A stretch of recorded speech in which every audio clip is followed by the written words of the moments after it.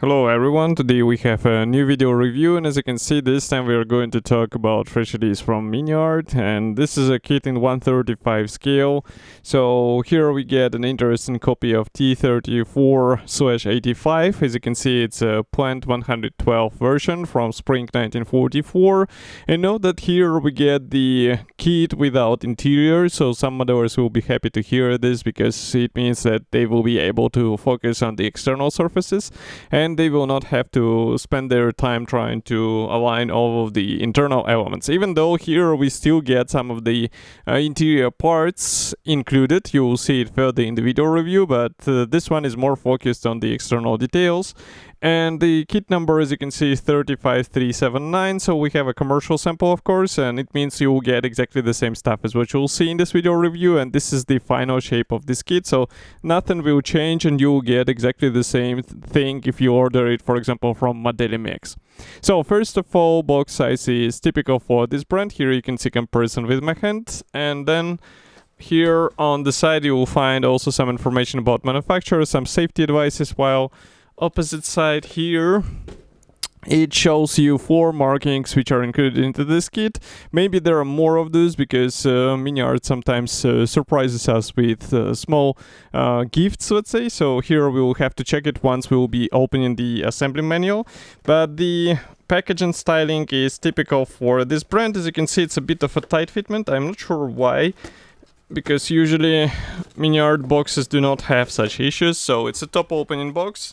There is plenty of space inside, so I don't think something will be damaged when it will arrive to you. And all of the parts, they are packed into the sealed plastic bag, as you can hear. So I'm going to cut through it and we will check everything together. So just give me a moment, it should be quick. In the meantime, I can also remind you that we reviewed other versions as well, so in case you're interested in a T-34 with interior, then definitely check out our YouTube channel because we also have it. Okay. So, what do we have here?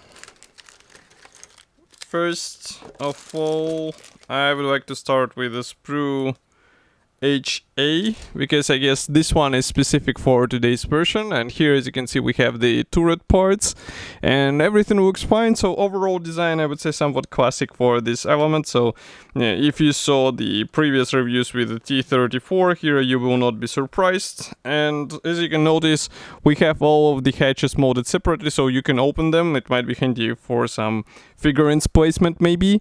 And if I flip it over, here you can check it from the interior, so we also get some details. So if I zoom in here, for example, and maybe open the lenses a bit, so here you can see that we have also some of the interior details, even though they are not as, I would say,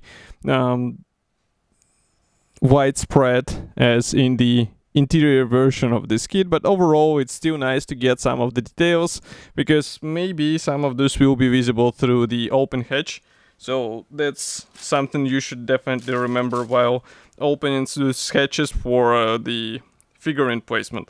Next we continue with the smaller sprues. So here I guess I will zoom in a bit, and as you can see we have various minor parts for the external details. And those small sprues, well, it's something what you will not be able to avoid with the T-34 from Miniart, so be ready for this because in some cases it will be important not to lose or break some of those parts. And when I was building my T-34, well, it was quite fun to search for a necessary part through all of these tiny sprues, so be ready for this. And by the way, I remind you that we have the build review of this kit on the YouTube channel, so you can find it easily and check what are the common problems when you are working on this kit. Next, we continue here with more of the turret parts. Those are exactly the hatches which I was saying that they're molded separately, so it's definitely a cool thing for a 135 scale kit. And here we have also some of the stowage boxes, so also nothing special, but it's also appreciated to have this these details included.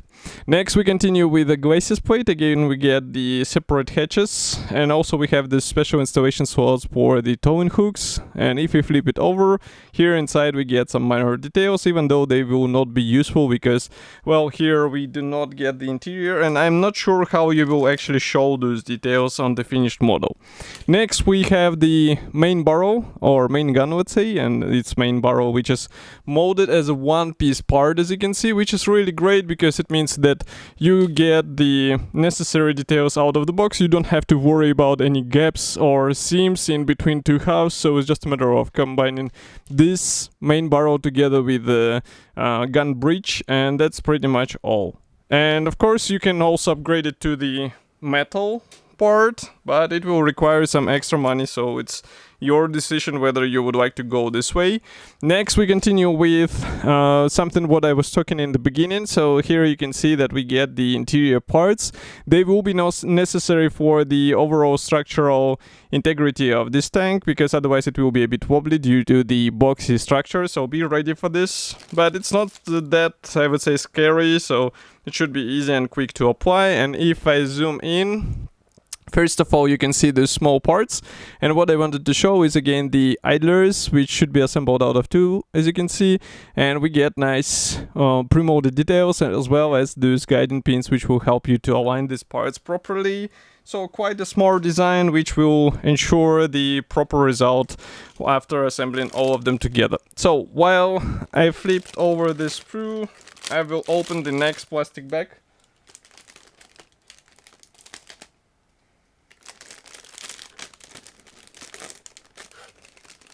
As far as I can guess, this second plastic bag, it's dedicated for more universal parts, which are applicable for all of the versions of the T-34. That's why they are packed into a bag of their own. And I will show them in a second. Okay, so we start with a quite large sprue. It's a sprue BA, and here you can see that we get the top hull section. It is molded together with the side shells. We also get some of the turret parts, and those are the side panels for the lower hull section. If I flip it over, here inside you can see also we get a lot of small holes which are designed to point you into the right direction where you have to drill the holes for installation of the external elements. So be ready for this, it will require some time. And if I bring it closer here, maybe camera will be kind enough to focus. Yeah, now you should be able to see what I'm talking about. So definitely check the assembly manual not to drill. This will help you not to drill the wrong holes, because it might happen. As you can guess, it happened to me. Next we continue with the 6 plastic sprues. So these ones are dedicated to the quite tiny parts. Here you can see them. Nothing special, I would say, just to show you the overall molding quality. It looks decent, and of course some modelers will be able to replicate this with the metal wire, of course, but it's your decision whether you would like to go this way. Next we continue with the road wheels. These are actually idlers again, but this version will not be used in today's type of the tank, because these ones were used in the earlier versions as far as I remember, but of course feel free to correct me if I'm wrong. Next I see here the road wheels. So these ones are molded on separate sprues again, and here we get, I see 9 sprues, which is somewhat surprising because it should be 10. So here they are. I will show you only one. So these are road wheels which are molded together with the rubber bandages. So be ready to have some circular templates, because otherwise it will be tricky to get the precise finish. But overall, molding quality and details here look quite impressive. Let's not forget that this is the standard out-of-the-box plastic, and in my opinion it looks quite cool. Next, we continue with the tensioners. So these ones are also coming on the separate sprue, 2 frames in total, and here you can check them from the opposite side.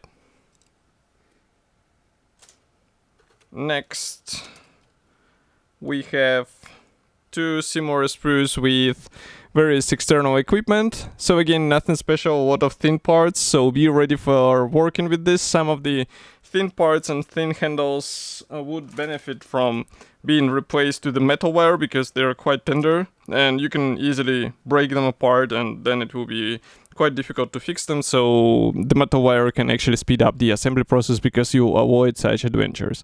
Next we continue with another sprue type. Here we have exhausts, also the towing cable parts, towing hooks here, which will be installed on the glacis plate, as you remember, and also some of the visors which will be installed on the hull. So everything looks quite cool.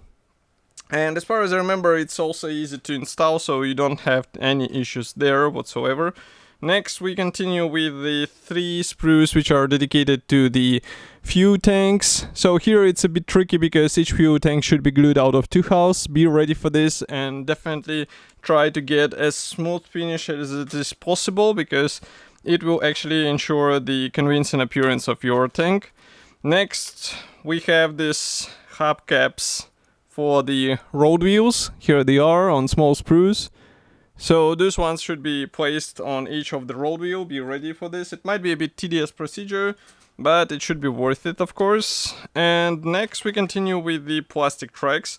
So we have 2 types here. I'm just thinking how to show you these types. So here is the first type of the track. You can see them from both sides, and of course there is no assembly jig, so if you would like to get the nice result, you should make your own, or maybe just assemble it with the help of ruler. It's up to you which approach you choose. Next we continue with the second type of the sprue, of the track. So here we have those ones with the teeth, as you can see. So again, they look really great, and of course it's definitely a better alternative to the vinyl offerings which we are usually seeing in armor kits even today. So that's why it's something worth working on. Next we continue. By the way, I found another sprue with the road wheels. So yes, there are 10 of them, not 9. And one more sprue of the same type is this one. So here we get the suspension parts, as well as these shock springs and the torsion bars, as far as you can see. So everything looks good. Do not forget that we have the fixed suspension here. It's not movable. So even though it looks like there is a possibility to make a movable suspension, I really doubt it unless you make some serious changes to the overall design of this suspension in the kit. Next we continue with the last gray plastic sprue. So this one is also one of the biggest. Here we have the panels for the lower hull section, also for the rear armor wall, top engine bay cover. Here we have also the air intakes covers, front and rear mud guards, again another engine cover, and of course all these cutouts, they are designed for use with the PE parts, so be ready for this. It will take some time, but the PE parts actually make this model even more realistic looking, because otherwise you cannot achieve the same finish, you cannot achieve the same effect without employing the metal parts. Next I'm opening one more plastic bag. Here we have the clear parts, 2 sprues of the same type. And here we have all of the visors and periscopes for this tank. So it's really cool that all of the clear parts are actually replicated with the clear parts, and you do not have to try to replicate the visors on your tank out of gray plastic. And what we have here is also this small envelope with the Miniart logo. So this one is dedicated to the P and decals, as far as you can see. So P fret is unpainted. Here you can see those meshes which I was talking about, and also this thin frame for the engine bay cover. A lot of small parts. Here you can see comparison with my fingertips, so definitely get some sharp tweezers, because otherwise it's nearly impossible to get them into the right spot. And here we have the decals. As far as I remember, they should be coming from cartograph, so printing quality looks great, and it's just a matter of applying them on your model. Some of the symbols can be replicated with a brush and paint. It's just more of a question for your skill, I would say. If you are up for such challenge, then definitely go for it, because it will give you a more realistic looking result. Next we continue with assembly manual. So here I will close the lenses a bit and let's zoom out a bit. Here we have the cover printed brochure, so short list of the features on the cover. Next we have the marking guide and parts map, and here another page for the parts map. By the way, Miniart does not mark the unused parts, so in order to be sure not to miss the useful parts, keep track of all of the sprues. It will be the easiest way. Assembly process starts with the lower hull section. As I said, we will be assembling some of the interior sections, even though it's not necessary to paint the interior as far as I remember. Here we join the side walls together, then we continue with the glacis plate, then we have to drill the holes. So here you can see what you have to drill. That's what I was saying about. So pay attention to the exact holes which should be drilled out, because otherwise you might end up with extra holes in your hull. Here we continue with the rear armor wall, and then we install exhaust and also engine cover. Of course, engine cover is molded separately so it can be opened, even though here it will be just an emptiness inside. Next we continue with the top cover, then we have the suspension arms. Here we have the stowage box and front and rear mud guards. We also have the driver's hatch and the spare links here. Next we continue with more mud guards. These are the rear ones. As you can see here, we even use the P parts, so it might be tricky for some modders. And the same can be said about those belts on the fuel tanks, but it looks quite impressive once you get everything together, even though it might take some time, of course. Next we continue with the road wheels, and here we start working on the turret. So of course turret, because it has the separate hatches, you can assemble those hatches in open position, even though you will have to get the figurines. They are not included here. Colors chart, it is provided in several manufacturer designations. Here we have two other kits which we reviewed, and they are also quite good. As you can see, one of them is interior kit, and this one as well. So two of them are interior kits. Next we continue with the second marking option, and the third as well, and here is the fourth one. It's a captured in the service of unknown German unit, as you can see in this quite interesting camouflage. So this kit should be already available. You can get it in Modelimix webshop. Of course, I will be happy to hear your opinion about such release. Do not forget to write it here in the comment section below. And if you like this video, press the like button and subscribe to our YouTube channel. And I will see you in the next video review as usual. Thank you for joining me today, and bye.